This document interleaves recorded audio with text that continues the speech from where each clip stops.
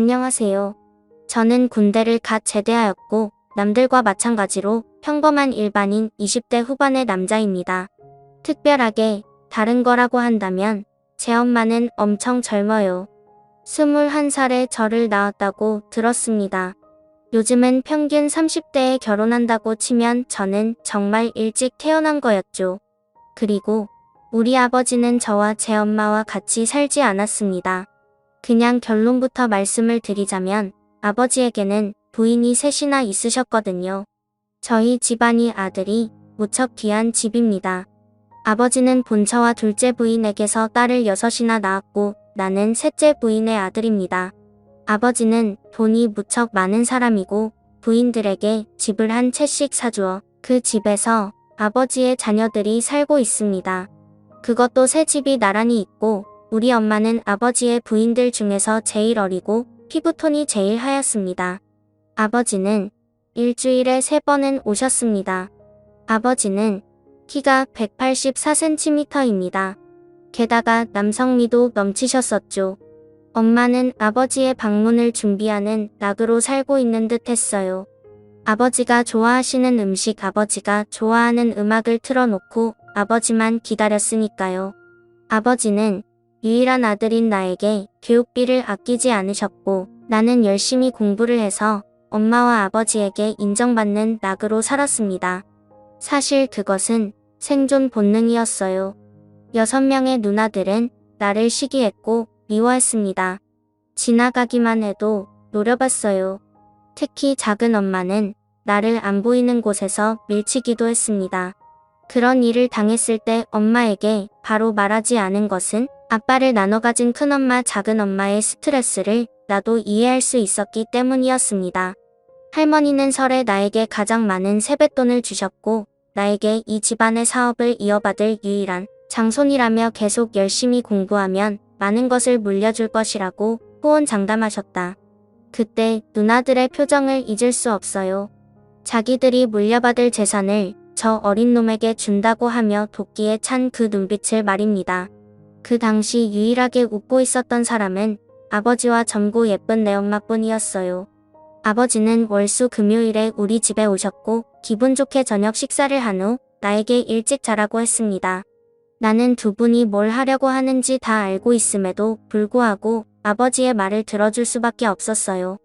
아버지는 엄마에게 젊은 부인과 일을 치르니 젊어져서 좋다며 매일 와서 같이 살고 싶은데 조강 지쳐버리면 벌 받는다고 미안하다며 엄마의 머리를 쓰다듬고 가셨습니다. 나는 엄마 옆에서 곤히 잠든 척했고 아버지는 매번 내가 잘 자는지 확인했습니다.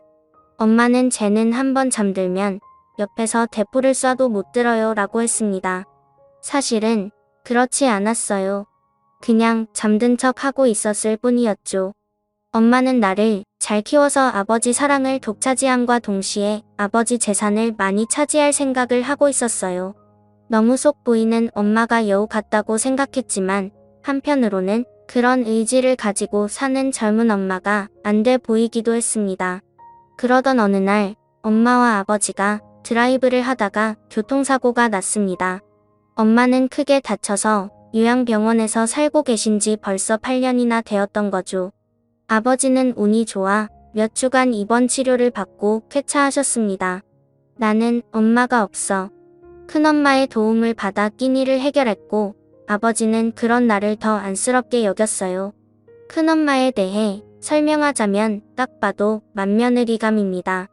퉁퉁한 몸매에 넙대대한 얼굴, 호탕한 성격의 소유자이십니다. 딸 넷을 낳고 아버지의 본처라는 지위를 이용해 명절 때 작은 부인들에게 일을 시키고 나중에 용돈을 몰래 주기도 했어요. 당근과 채찍을 적절하게 쓸 줄 아는 스타일이었지요. 게다가 내가 미울 텐데 나에게 늘 친절했습니다.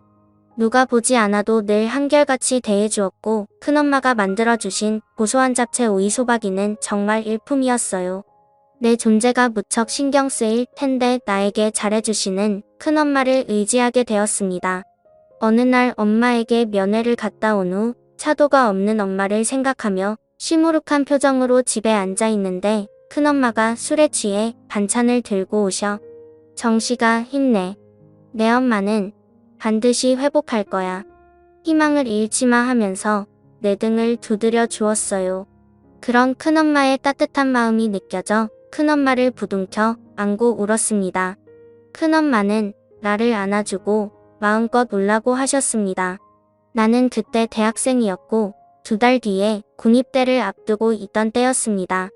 큰엄마는 그러지 말고 우리 술 마시자고 했고 나는 냉장고에서 막걸리와 안주를 챙겨 나와 식탁에 마주 앉았습니다.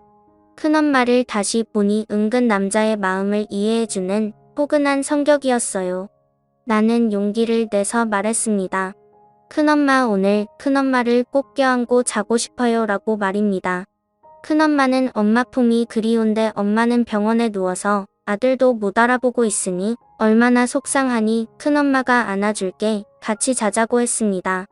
나는 큰엄마의 따뜻한 마음씨에 감동했고 큰엄마 손을 잡고 내 방으로 들어갔어요. 큰엄마는 나를 안아주었고 나는 큰엄마의 가슴에 얼굴을 파묻고 눈을 감았어요. 그런데 큰엄마가 조용히 말을 시작했습니다. 내 아버지는 내가 태어난 이후에 나를 한 번도 안아주지 않았어. 나는 매일 아버지를 기다리는데 내 아버지는 일주일에 3번은 너희 엄마한테 갔고 나머지 3일은 작은 엄마한테 갔지. 딱 하루만 나랑 같이 지냈어. 하지만 방은 따로 쓰고 있어. 남들은 내가 안방마님이고 너희 아버지가 죽으면 그 재산이 거의 다 내 것이 될 거라고 하는데 나는 그 말을 믿지 않아. 아버지는 너에게 재산을 몰아줄 거라고 하더라도 그 말이 너무 서운해서 미칠 것 같아. 나를 여자로 바라봐 주지도 않고 재산을 미리 챙겨주지도 않는데 나는 껍데기랑 살고 있는 것 같아. 그렇다고 이 나이에 다른 남자를 찾을 수도 없고 말이야. 나라는 사람 하나를 놓고 봐도 참 안타까운 태생이지만 둘째 부인, 셋째 부인을 들여 자식 셋을 더 낳은 꼴을 보고 사는 큰엄마도 참 딱해 보였습니다. 더군다나 남편에게 여자로서 존중받지 못하는 것을 보니 큰엄마가 많이 외로웠을 거라는 생각이 들었어요. 큰엄마는 나를 꽉 안아주면서 한 번만 자기를 도와달라고 말했습니다. 오죽하면 나에게 그런 말을 하겠는가. 나는 30살이나 차이가 나는 큰엄마를 위로해 주고 싶었습니다. 결국 저는 큰엄마의 부탁을 들어주게 되었죠. 처음에는 잘 몰랐지만 나와 은근 잘 맞는 것 같았어요. 이후 큰엄마는 내게 정말 고맙다고 말하면서 수표 2장을 쥐어주고 집으로 돌아갔습니다. 큰엄마의 한 맺힌 인생을 생각해보니 가엾기도 했고 중년 부인의 매력을 알게 되니 만감이 교차했습니다. 큰엄마는 그날 이후로 반찬을 갖다 준다는 핑계로 우리 집에 자주 왔고 내가 좋아하는 막걸리도 준비해서 말입니다. 우리는 만날 때마다 즐겁게 시간을 보냈고 큰엄마는 점점 화색이 돌기 시작했습니다. 아버지는 큰엄마에게 요즘 즐거운 일 있냐고 물었다고 했어요. 큰엄마는 당신 같은 바람둥이는 알 필요 없다고 했다 합니다. 나는 귀여운 우리 큰엄마에게 오랫동안 비밀 남자친구가 되어주기로 결심했습니다. 그리고 나는 군에 입대했습니다. 어느 날 큰엄마가 면회를 왔어요. 엄마는 여전히 의식을 못 찾는 상태라고 하네요. 그리고 맛있는 음식을 잔뜩 사주시고 돌아갔습니다. 큰엄마의 면회는 여러 번 이어졌고 나는 제대를 하게 되었습니다. 큰엄마는 대놓고 우리 집에서 잠을 자고 갑니다. 아버지는 그런 큰엄마의 행실을 눈치채는 것 같았지만 큰엄마는 술 마시다가 취해서 잠이 들었다고 발뺌을 합니다. 큰엄마는 자신이 관리를 잘하는지 점점 젊어지는 것 같고 살도 빠지더군요. 그런 노력하는 모습에 큰엄마가 너무 예쁘고 좋아서 큰엄마를 외면하지 못하고 있습니다. 이런 내가 잘못하고 있는 것이라면 벌은 나중에 받겠습니다. 하지만 큰엄마를 외면할 수는 없습니다. 아버지는 사람은 늘 돕고 살아야 한다고 하셨으니 나중에 우리의 사이가 들키게 되면 이게 다 아버지 때문이라고 되들어 볼 생각입니다. 제가 잘못된 행동을 저지르고 있는 걸까요? 현명한 여러분들의 답변을 부탁드리겠습니다. 오늘의 사연은 여기까지입니다. 감사합니다.